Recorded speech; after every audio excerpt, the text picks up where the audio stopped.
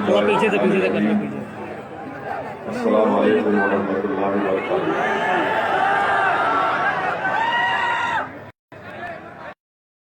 तशरीफ फरमा मंच पर बैठे हुए भागीदारी संकल्प मोर्चा के सदर मोहतरम जनाब ओम प्रकाश राजभर साहब, उत्तर प्रदेश मजलिस इत्तेहाद मुस्लिमीन के सदर मोहतरम जनाब शौकत अली साहब, बैठ जाओ मजलिस इत्तेहाद मुस्लिमीन उतौला विधानसभा के उम्मीदवार डॉक्टर मन्नान साहब, मेरे मजलिस रुखा जनाब ओम प्रकाश राजभर साहब के पार्टी के तमाम जिम्मेदारान, मेरी इज्जतदार माँ और बहनों, बुजुर्गों और मेरे गयूर नौजवान साथियों, मैं सबसे पहले आप तमाम का शुक्रिया अदा करता हूं कि आप तमाम ने अपना कीमती वक्त निकालकर उतरला की औलिया अल्लाह की सरजमीन पर आपने मजलिस के जलसे में शिरकत करके इस जलसे को कामयाब किया। मैं आपके दरमियान में इसलिए आया हूं कि आप तमाम से ये गुजारिश करने के लिए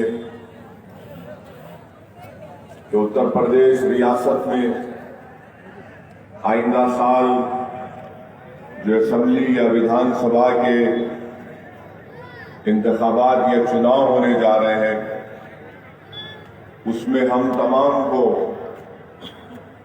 अपने एक एक वोट को जोड़कर मुत्तहिद होकर हमको जनाब ओम प्रकाश राजभर साहब को जो भागीदारी संकल्प मोर्चा को उन्होंने बनाया है उसको कामयाब करना है। मैं आपके दरमियान में इसलिए आया हूं कि जनाब ओम प्रकाश राजभर साहब एक बेखौफ और एक इज्जतदार और एक गयूर सियासी लीडर है, जिन्होंने अपनी बरादरी के लिए बरसों काम किया, जमीन पर चलकर गाड़ी और ट्रेन में सफर करके उन्होंने अपने समाज को मुत्तहिद करके उत्तर प्रदेश की सियासत में अपने समाज को उनका एक मुकाम पैदा किया। मैं जनाब राजभर साहब को सलाम करता हूं कि उन्होंने बड़ी मेहनत और काविशों के साथ अपने समाज को यहां तक लाया और वो इस पर मुतमईन या इत्मीनान नहीं किया, बल्कि उन्होंने भागीदारी संकल्प मोर्चा को बनाया और इस भागीदारी संकल्प मोर्चा में तमाम उत्तर प्रदेश के पिछड़े हुए समाज को शामिल किया, उनकी सियासी पार्टियों को शामिल किया और मजलिस इत्तेहाद मुस्लिमीन भी जनाब ओम प्रकाश राजभर साहब के साथ कंधे से कंधा मिलाकर खड़ी है। मैं उतरला के गयूर अवाम को ये पैगाम देने आया हूं कि आप मेरी इस बात को जहन नशीन कर लीजिए। मैंने हमेशा कहा और फिर कह रहा हूं और कहता रहूंगा कि भारत की सियासत की तल्ख हकीकत यह है कि अगर जब तक आपके पास अपने वोट से आपके नुमाइंदे कामयाब नहीं होंगे, आपके मसाइल कभी हल नहीं किए जाएंगे।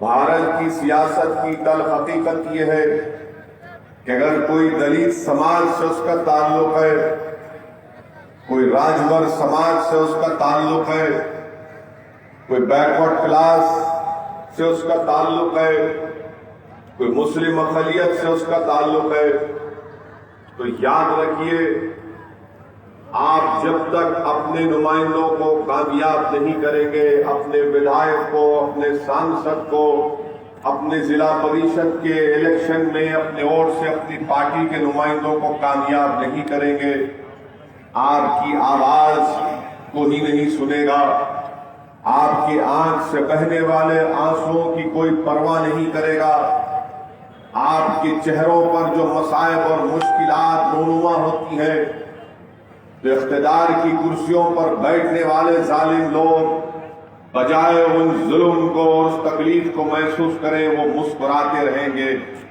इसलिए मेरे अजीज दोस्तों, मेरे बुजुर्गों, मेरी इज्जतदार माँ और बहनों, उत्तर प्रदेश की सियासत में एक तारीखी मौका आपके पास आया है कि आज आप भागीदारी संकल्प मोर्चा के तहत जमा हो जाइए और हम लोग मिलकर अपने दिलों को मिलाकर गलतफहमियों का खात्मा करके एक मुत्तहिदा कोशिश करेंगे ताकि वो पिछड़ा समाज जिसको बड़ी बड़ी पार्टियों ने उनसे इंसाफ नहीं किया, मैं आपसे ये भी गुजारिश करने आया हूं कि आइंदा साल जब उत्तरोला में असेंबली के विधानसभा के चुनाव होंगे तो यहां से इंशाअल्लाह ताला डॉक्टर मन्नान मजलिस के उम्मीदवार होंगे। मेरे अजीज दोस्तों और बुजुर्गों, आप जानते हैं कि उत्तर प्रदेश में बीजेपी की सरकार बनी, पिछले 4 साल से बीजेपी की सरकार है और उत्तर प्रदेश रियासत के चीफ मिनिस्टर मुख्यमंत्री जनाब योगी आदित्यनाथ है। इन्होंने कोई कसर बाकी नहीं रखी कि भारत के संविधान की धज्जियां उड़ाई जाए। इन्होंने कोई कसर बाकी नहीं रखी कि सिर्फ एक ही मजहब की, एक ही तबके की, एक ही जात बरादरी की बात करें।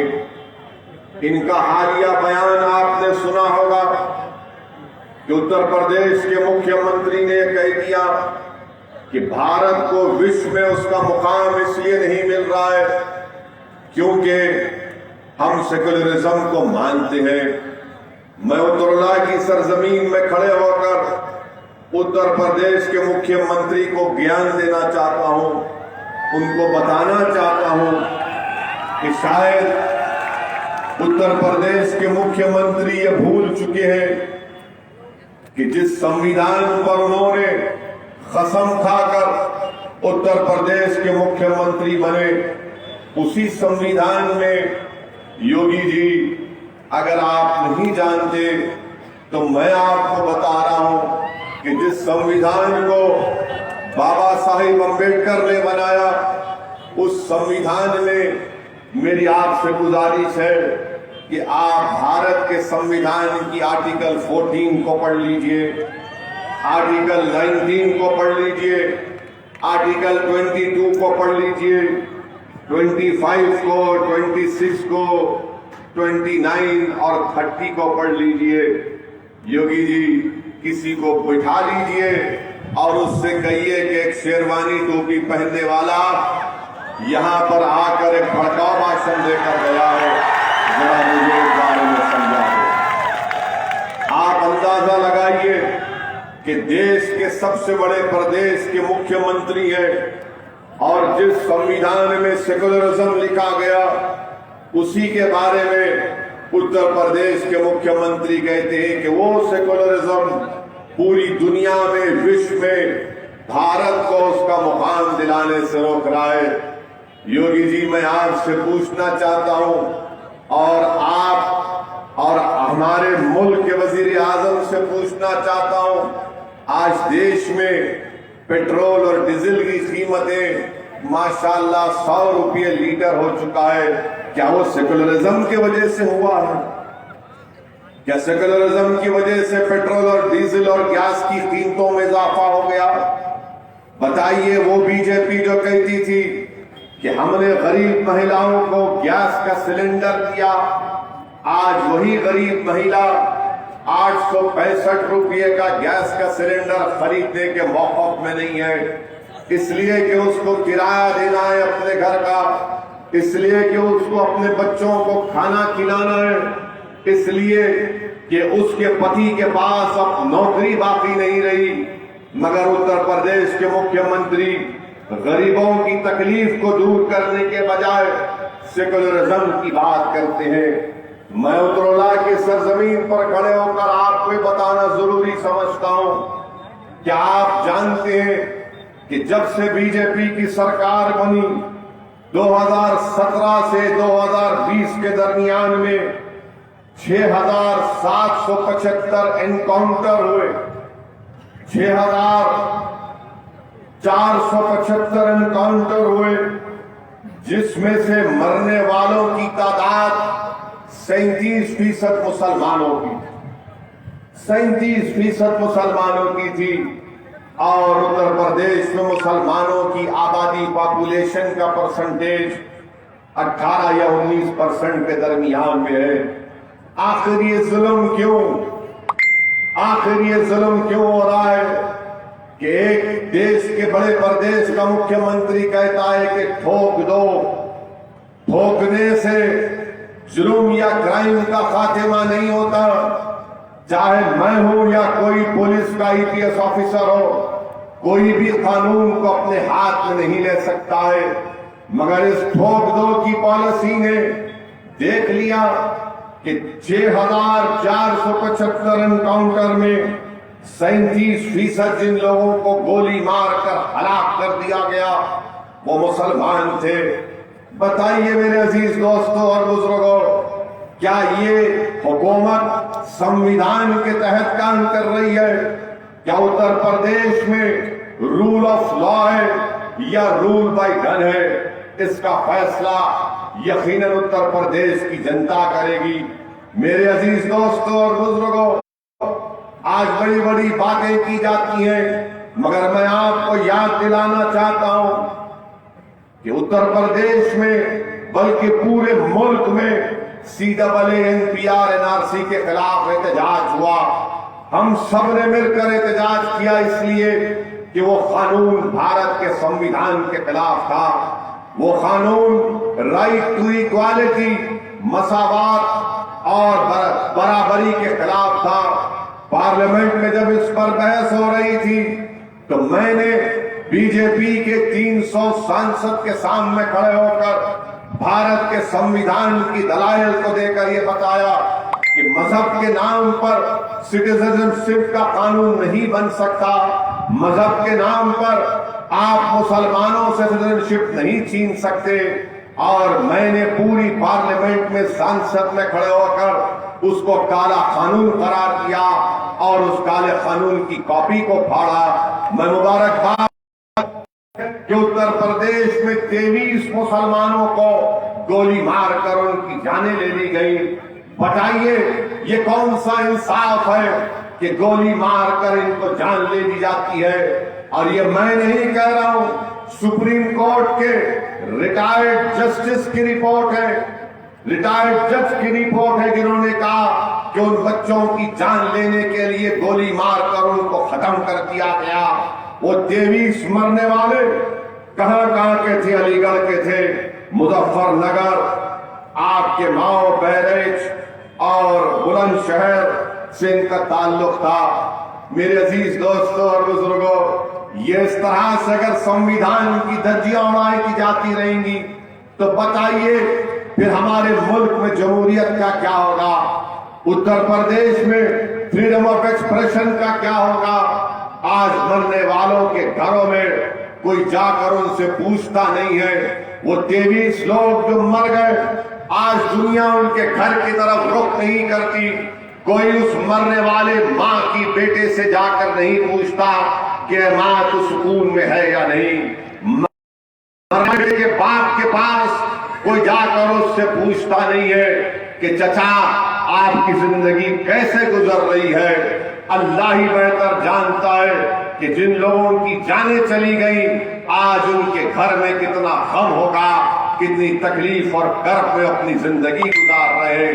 मगर मैं आपको ये बात बताने आया हूं कि याद रखो मेरे अजीज दोस्तों और बुजुर्गों, इस मुल्क और इस मुल्क के संविधान को बचाने के लिए हमको अपनी जान के नजराने भी देना पड़े तो हम देते रहेंगे।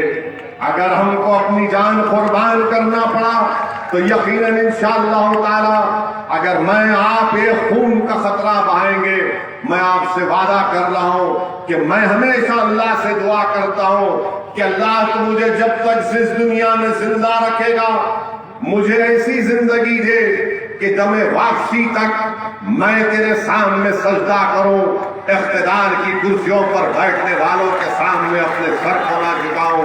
मैं हमेशा अल्लाह से दुआ करता हूं कि रब्बे करीम आप मुझे जब तक जिंदा रखेंगे, मेरी जबान आपके जिक्र से तर होती रहे। मैं अल्लाह से हमेशा दुआ करता और करता रहूंगा कि अल्लाह तू मुझे जब तक जिंदा रखेगा, मुझे मेरी जबान में वो ताकत दे कि मैं जालिमों के सामने खड़े होकर उनके जुल्म पर इंसाफ का मुतालबा करता रहूं। मेरे अजीज दोस्तों और बुजुर्गों, अल्लाह मुझे जब तक जिंदा रखेगा, ये मेरी जिंदगी का नज़्म-उल-ऐन है। अल्लाह मुझे जब तक जिंदा रखेगा, मैं अल्लाह से दुआ करता हूं कि या अल्लाह मुझे अपने हबीब हाथ के आगे सर झुकाते हैं। मैं आपको ये तयक़ुन देने आया हूं कि ये मेरी जिंदगी का नज़्म-उल-ऐन है। मेरे अजीज दोस्तों और बुजुर्गों, जो जुल्म किया जा रहा है, इंशाअल्लाह ताला ये जुल्म का खातिमा होगा, ये जुल्म का खातिमा होगा। कहां गई इंसानियत? ये हमारा देश का जश्न मनाएंगे। किस बात का जश्न मनाओ? किस बात का जश्न मनाओगे कि बच्चे को मारकर उसका वीडियो बनाते हैं? हम कौन सा खराज अकीदत गांधी को पेश कर रहे हैं? हम कौन सा खराज अकीदत सरदार पटेल को पेश कर रहे हैं? हम कौन सा खराज अकीदत उन मुजाहिदीन आजादी को पेश कर रहे हैं? हम कौन सी मोहब्बत सुभाष चंद्र बोस नेता को? मगर इंसानियत तो सबसे बड़ी चीज है। अगर मैं अच्छा मुसलमान, अगर मैं अच्छा इंसान नहीं हूं, तो मैं अच्छा मुसलमान नहीं बन सकता। अच्छा मुसलमान बनने के लिए अच्छा इंसान बनना पड़ेगा, और अच्छा इंसान बनने के लिए कमली वाले आका ने क्या कहा था कि तुम जमीन वालों पर रहम करो, आसमान वाला तुम पर रहम करेगा।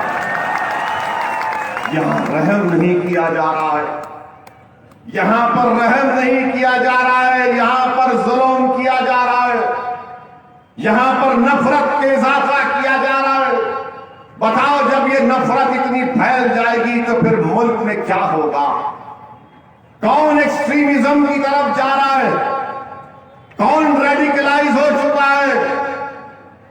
मेरे अजीज दोस्तों और बुजुर्गों, ये बात आपको समझने की जरूरत है। इसीलिए इस नफरत के खात्मे के लिए, ताकि वो मासूम बच्चे जो आज हमारी सफों में बैठे हैं, उनको कोई मारे ना पीटे, उस बच्चे के माँ बाप की कोई बेइज्जती ना करे, इसीलिए ओम प्रकाश राजभर साहब ने संकल्प मोर्चा बनाया है।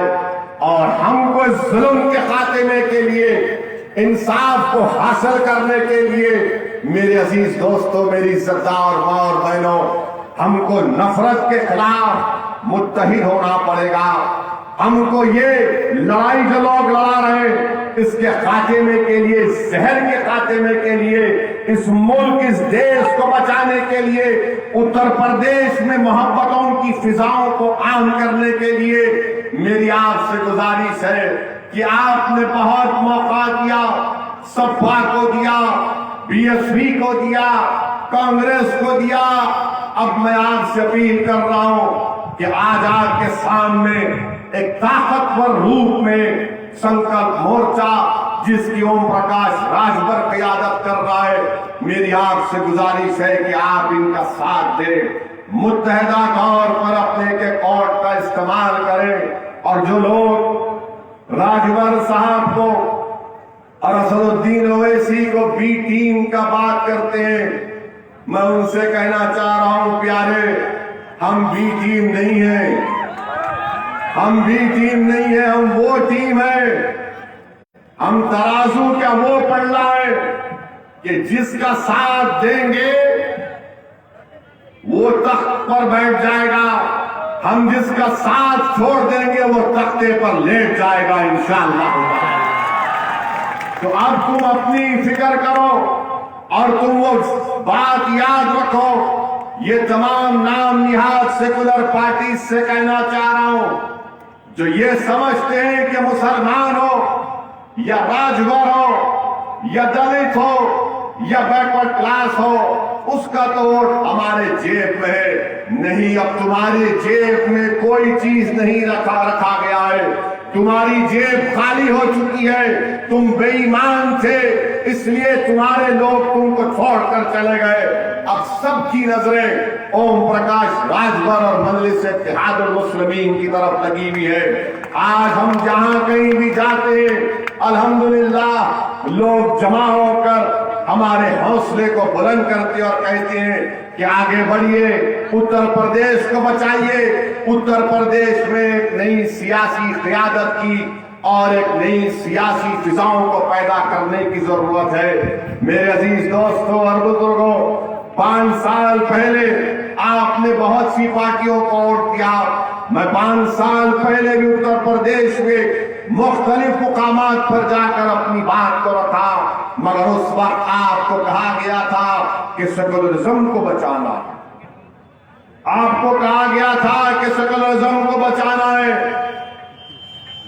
सेकुलरिज्म को बचाना है। और आपने देख लिया कि सेकुलरिज्म को तो नहीं बचा पाए, मगर अपने खानदान को बचा लिया। सेकुलरिज्म को तो बचा नहीं पाए, मगर अपने रिश्तेदारों को बचा दिए। और हुआ क्या कि नुकसान उनका नहीं हुआ जो कल मुख्यमंत्री थे, आज भी वो आराम से अपने घर में सो रहे हैं, मगर बुरा हाल किसका हो गया? बुरा हाल मेरा हो गया। आज मेरी आवाज को दबा दिया जाता है। मेरे महल्ले जात में, मेरे गांव में, मेरे शहर में जहां पर गरीब और कमजोर बसता है, वहां पर कोई डेवलपमेंट नहीं किया जाता है। मेरे अजीज दोस्तों, मेरी इज्जतदार मां और बहनों, इसलिए आपसे अपील कर रहा हूं कि एक विकल्प, एक ऑल्टरनेट पॉलिटिकल प्लेटफॉर्म आपके सामने आया है, आप इसका साथ दीजिए। और फिर बहुत से लोग मुझे ये पैगाम दिए कि किसी ने कुरान करीम के बारे में कुछ कह दिया है। मेरे अजीज दोस्तों और बुजुर्गों, इन लोगों के बारे में क्या कह सकते हैं? नाम वसीम होगा, ये नाम वसीम नहीं, बल्कि इसको तो लईम पुकारना चाहिए। इसको तो लईम पुकारना चाहिए। और ये लोग वो लोग हैं जो फिरका परस्ती को इजाफा करना चाहते हैं। ये वो लोग हैं जो हमारी सफों में इंतशार को बर्पा करना चाहते हैं। ये वो लोग हैं हमारे इख्तलाफात को और फरोग देना चाहते हैं। जो जिम्मेदार होगे, जल्दी नहीं जाओगे प्यारे, आराम से रहोगे, तुम देखोगे कि क्या होता है। मेरे अजीज दोस्तों और बुजुर्गों, मेरी आपसे एक और बात आप तक कहना था कि मजलिस के ताल्लुक से लोग हमको कहते हैं कि जहां हम लड़ते हैं वहां बीजेपी जीत जाती है। मेरे अजीज दोस्तों, पढ़कर फूक कर आए थे क्या? आप वहां पर हार गए। आप हारते हैं तो उसका कोई तस्करा नहीं होता। अब हम जब आगे बढ़कर गरीब मजलूम अवाम के इंसाफ के लिए लड़ते हैं तो इनको पेट में दर्द शुरू हो जाता है, इनको सर में दर्द शुरू हो जाता है। जरूर आपके सर में दर्द होना चाहिए, आपको तकलीफ होना चाहिए। अभी भी वक्त है। हमारी इन बातों का जिसका जिक्र ओम प्रकाश राजभर साहब ने किया, संजीदगी से गौर करिए, उस पर सोचिए, वरना नुकसान हमारा कुछ भी नहीं है। हमारे पास ना कोई महल है, ना हमारे पास कोई चीज है। अगर फिर तुम चले गए गुमनामी की वादियों में, तो याद रखो जो तुम्हारा महल तुम्हारे पास है वो इंशाअल्लाह कहीं वीरान ना बन जाए। वरना दुनिया देख कर कहेगी कि हाँ, ये खंडेर बता रहा है कि इमारत किसी जमाने में शानदार थी। अब इनको सोचना है कि क्या इक़दाम करना है। हम और राजभर साहब बिहार में मिलकर इलेक्शन लड़े थे। हम वहां पर भी अपने पार्टी को मजलिस और राजभर साहब साथ थे। बिहार में मजलिस के 5 MLA जीत कर गए और जीत कर सीमांचल के इलाके से गए, जिस विधानसभा को खड़े होकर बेखौफ होकर आवाम के मसाइल को बयान करते हैं। उसी तरह मजलिस के मेले बिहार की विधानसभा में हर मसले को उठाते हैं। इतना उठाया कि बिहार के चीफ मिनिस्टर नीतीश कुमार ने चिढ़ गए, गुस्सा आया और कहा कि मैं देख लूंगा। तो हम नीतीश कुमार से कहे कि आप क्या देखेंगे? के इंसाफ के लिए डॉक्टर मन्नान लड़ेगा, उत्तरला के इंसाफ के लिए डॉक्टर मन्नान जीतेगा, उत्तरला के डेवलपमेंट के लिए डॉक्टर मन्नान हुकूमत वक्त से अपने मुतालिबात को मनवा लेगा। मेरे अजीज दोस्तों और बुजुर्गों, ये हमारा इत्तेहाद सिर्फ आने वाले विधानसभा इलेक्शन के लिए नहीं है, बल्कि आने वाले जिला परिषद के इलेक्शन के लिए भी है। और इंशाअल्लाह ताला अगर 2024 में पार्लियामेंट के इंतखाबात होंगे तो मजलिस और ओम प्रकाश राजभर साहब मिलकर पार्लियामेंट का चुनाव भी लड़ेंगे। और हमारी यह ख्वाहिश होगी कि ओम प्रकाश राजभर साहब के नुमाइंदे भारत की संसद में भी ये पीला और हरा झंडा लेकर आएंगे इंशाअल्लाह ताला। मेरे अजीज दोस्तों और बुजुर्गों, कर्नाटक में जो उत्तर प्रदेश में मेरे तमाम मजलिस रुफ़ा काम कर रहे उनको आप कामयाब और कामरान करेंगे। गुजरात मजलिस गई और गुजरात में मजलिस में अहमदाबाद में बल्दिया के इंतखाबात में हिस्सा लिया।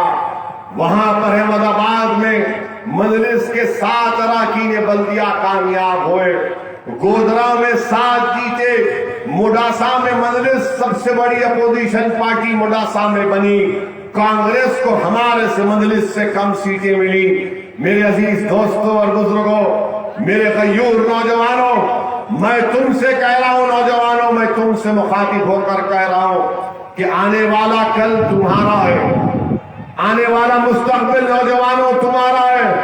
नौजवानों, अगर तुम नहीं चाहते कि जिस तरह तुम्हारे बाप दादा तकालीफ के दौर से गुजरे, जिस तरह नाइंसाफी तुम्हारे वालिद और तुम्हारे दादा से हुई, नौजवानों मैं तुमसे मुखातिब होकर कह रहा हूं ये लड़ाई तुम्हारे लिए है, ये लड़ाई तुम्हारे रोशन मुस्तकबिल के लिए।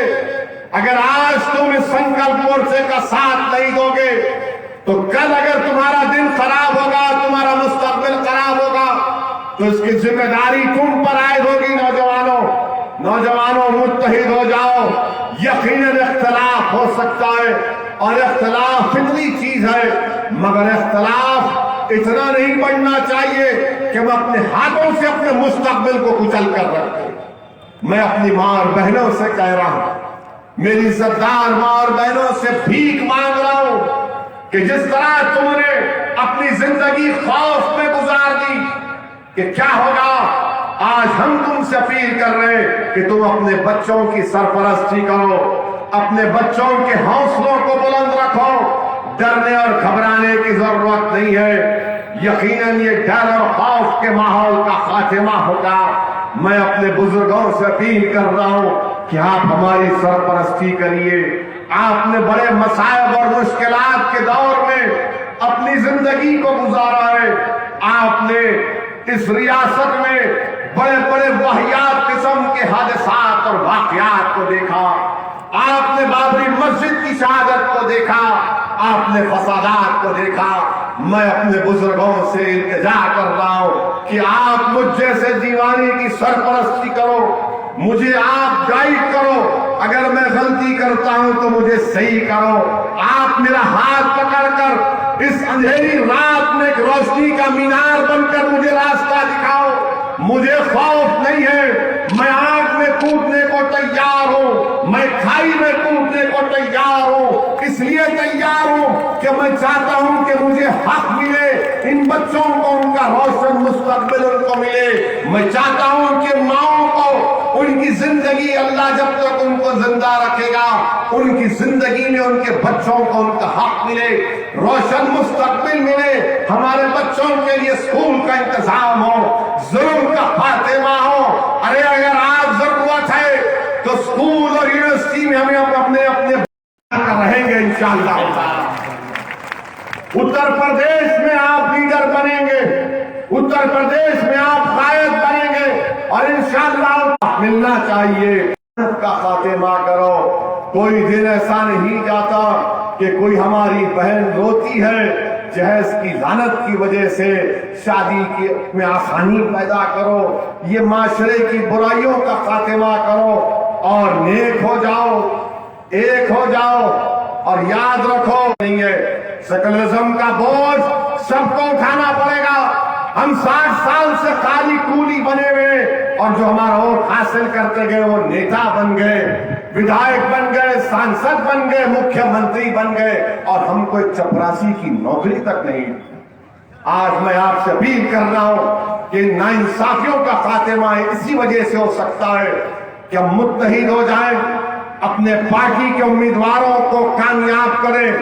कामयाब हो सकते हैं, डरने और घबराने की जरूरत नहीं है। मेरे इस जलसे के बाद बड़े बड़े मुनाफिकीन आएंगे, डरने वाले आएंगे, जो योगी से डरते हैं, मोदी से डरते हैं, जो इन तमाम सेकुलर पार्टी के नेताओं से डरते हैं। मैं उन मुनाफिकीन से कह रहा हूं कि मैं तुमसे ना डरता था, ना कभी डरता रहूंगा, ना मैं तुम्हारे सियासी आखाओं से डरता हूं। मैं किसी से नहीं डरता, मैं सिर्फ अल्लाह से डरता हूं।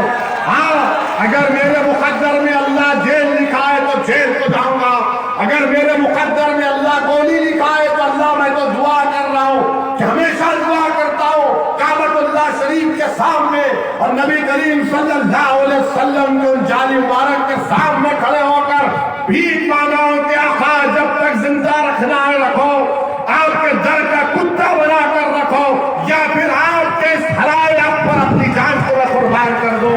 मेरे अजीज दोस्तों, डरने की जरूरत नहीं है। याद रखो, हम दुनिया में एक ही बार मरने को आए हैं। इज्जत से जिंदगी गुजारो, बेखौफ होकर अपनी जिंदगी लो। क्यों?